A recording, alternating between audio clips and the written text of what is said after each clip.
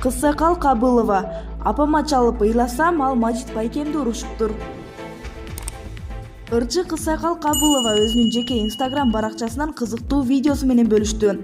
Сүйүнчү радиосуна эфирге барсам, апаңызга чалып, жакшы көрөрүңүздү айтыңыз дешти. Өзү көп айта бербейт экенмин. Жүрөктөн чыккан сөздөр менен кошо ыйладым. Апамдын жүрөгү түшүп калыптыр.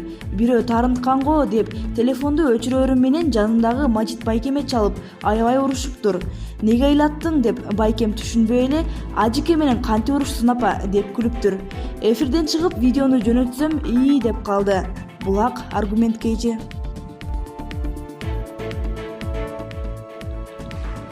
Ырчы Айгерим Расул кызынын муздан тайгаланып жатып калган видеосу тарады. Эстрада ырчысы Айгерим Расул кызынын муздан тайгаланып жыгылып калган видеосу социалдык тармактарга тарады.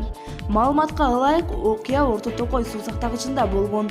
Видеодон тоңгон муздун үстүндө акырын бараткан ырчы муз калдыгын тебем деп жан башы менен олтуруп калганын көрүүгө болот. Окуяга күбө болгондордун каткырып күлгөнүн көрүүгө болот. Ырчынын айтымында алар чыгармачыл топ менен барып Орто Токой суу сактагычында тоңгон муздун үстүнөн клип тартып келишкен. Эске салсак, Айгерим Расул Маматкуловдун кызы. Булак Барометр пейджи.